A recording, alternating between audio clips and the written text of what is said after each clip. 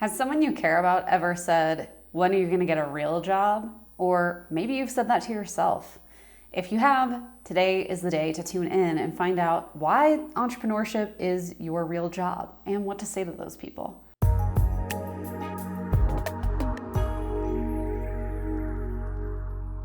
Hey, if we haven't met yet, I'm Christina Scalera, and I'm here to talk to you all about growing your online d-commerce shop.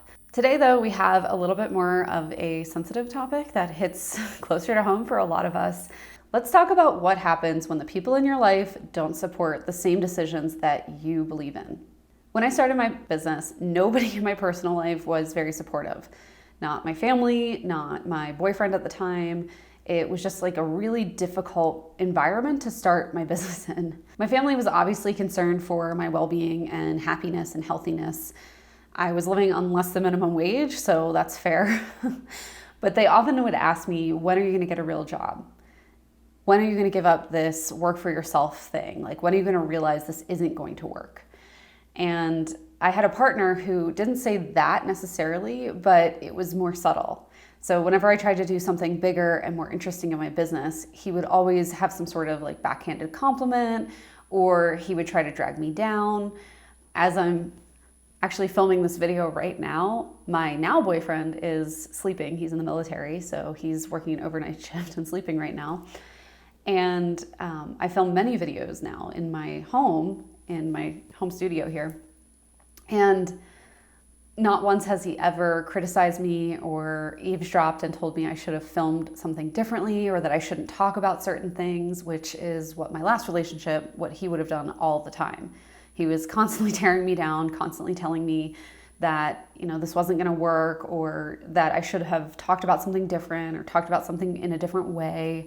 And I was just like, man, get off of me. Like, if you want to have a business so bad, you go start one. And he actually did. And I'm glad he did, because he finally saw how difficult it was. But don't worry, he wasn't any nicer to me, which is also why I'm no longer in a relationship with that person.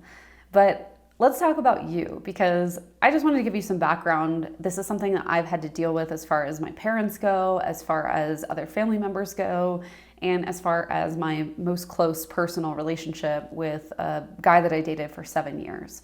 So this is something I have a lot of experience in, unfortunately, or fortunately if you're watching this. And I want to talk to you because if you're going through a similar experience where people, maybe they've been supportive up to a certain point and it's their patience is wearing thin, or maybe they just haven't been supportive from the beginning, like I experienced in my relationships. And if that's what's happening for you, if things are just not working, if it feels like doors are closing in your face, I know what that's like because I've been there. Obviously, I don't know what it's like for you in particular. I'm not you, but I know what it's sort of like, or possibly what you're feeling or experiencing right now. And it doesn't feel very good. It can cause a lot of anxiety. And more than that, the biggest problem with this is it really causes us to play small. So we get caught in this cycle of not putting ourselves out there because we're afraid of what other people, especially these people that we love, are going to tell us.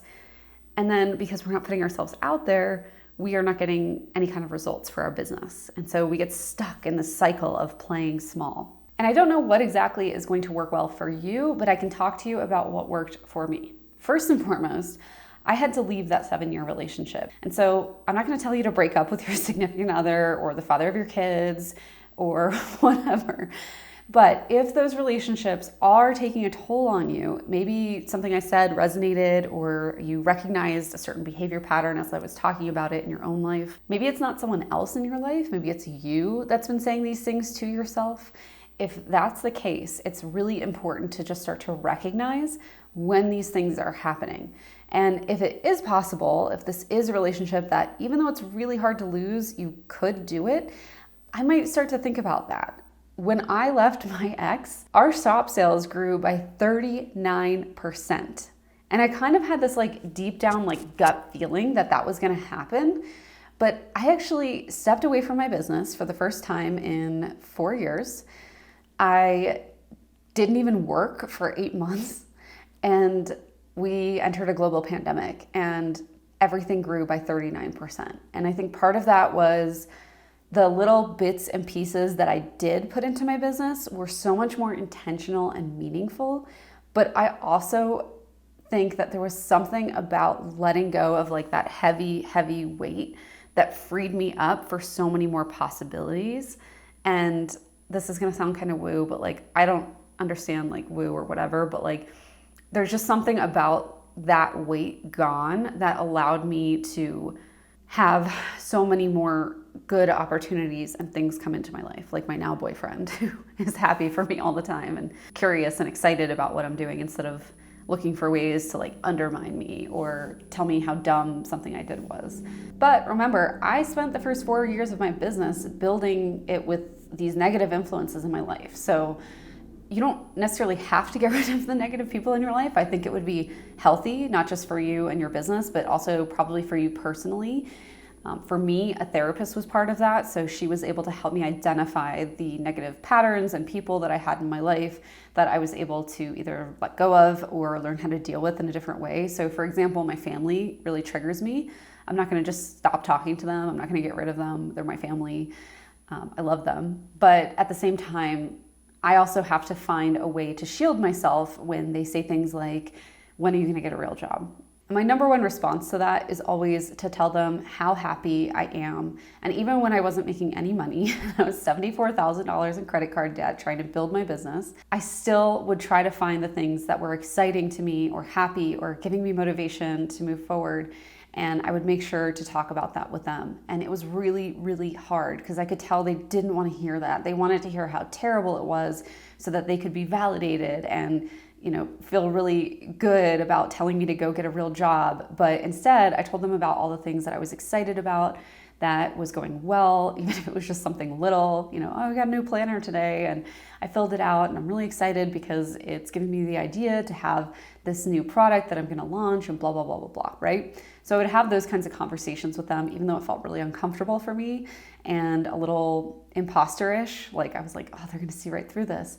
But the funny thing is, I started to finally believe some of the things that I was saying to other people. And not only did I start to believe that, but I started to see those patterns play out in a different way.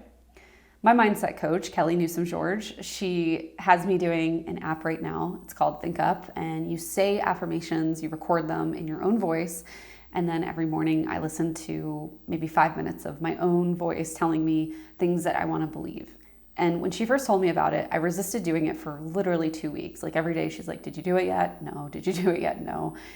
When I asked her about it, I'm like, why do I have so much resistance about it? She brought up a really good point, which is you have 32 years of pattern conditioning to telling yourself that you're bad, that you're doing things poorly, that you're not good enough, that you're, right, all these negative things that we say to ourselves subconsciously.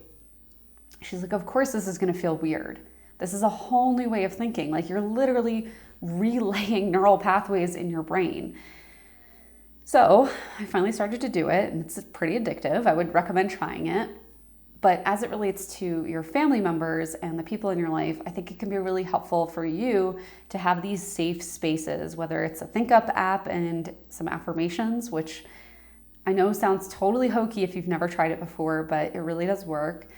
If you have some time in the morning just to yourself to journal. I remember when I was in that relationship and every single day I was just like, he wasn't ever like physically abusive or anything, but it was almost like every day I was cringing, like, oh my gosh, what is he gonna say to me today that's gonna like drag me down, or like, what did I do wrong that I don't even know about yet? So the way that I handled that, and I'm not a therapist, so I don't know if this is good or bad, but the way that I handled it was I spent a lot of time outside. So I moved myself to the mountains of Colorado, and I also spent a lot of time journaling, looking at those mountains, appreciating my surroundings, appreciating what I did have, appreciating the good people in my life and the good feelings that I had, the good times that I had. And as a little short aside, it's really interesting because I thought it was like the mountains that were making me happy. As soon as I left that relationship, I realized that I didn't need to be in the mountains every day. I didn't need to look at them. I didn't need to go skiing. I didn't need to have this like identity that is making me happy, because I realized that I actually can make myself happy. So I live in Aurora now, Colorado, which if you know Colorado at all, it is not anywhere near the mountains. It's like an hour and a half, 2 hours away.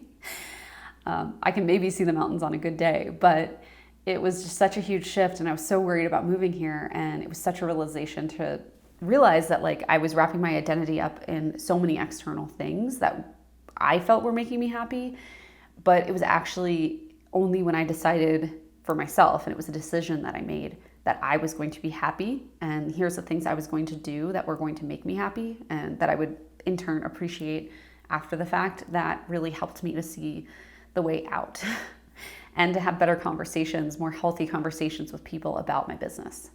The last thing I want to say about this, and I know it's really hard because if you're watching this and we're still under lockdown and quarantine and all that, which is kind of the situation as I'm filming this, the thing is, you have to find a community.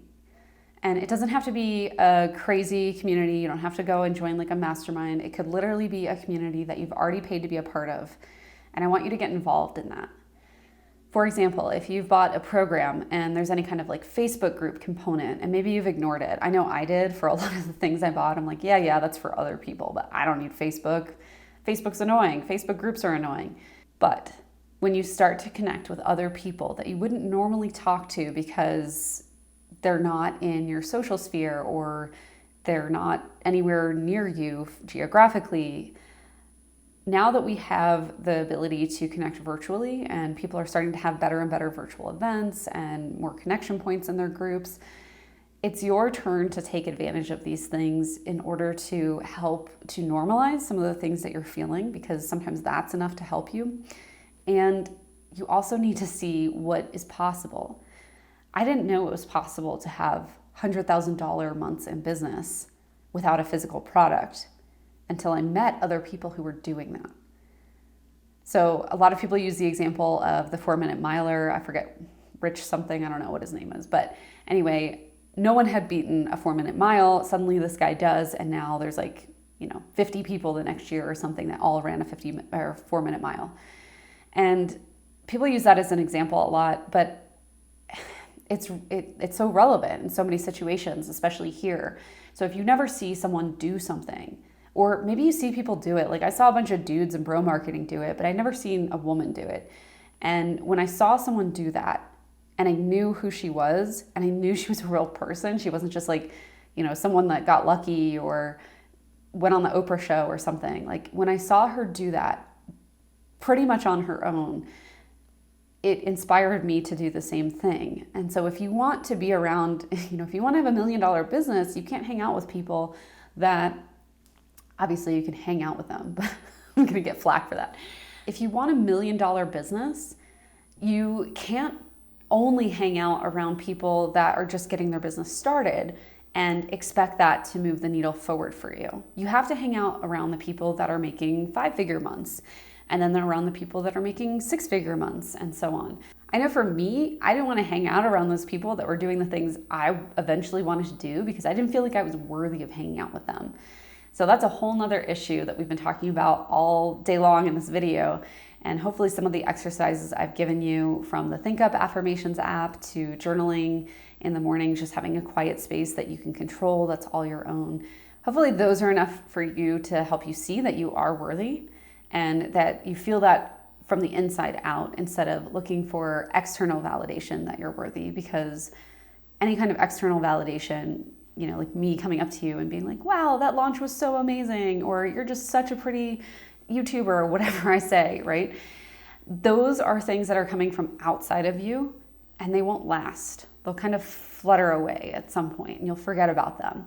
I don't know if you've ever had the experience yet of someone asking for a refund, or someone who buys something from you and they're not satisfied.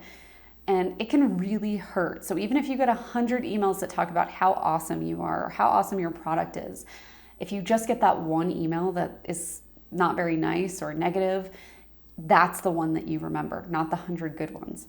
And the reason why that happens to so many of us is because we have an ingrained belief that we are not good enough, that there's something wrong with us, and that one email, like that person figured us out, and like that's the real us, because that's what we deep down believe.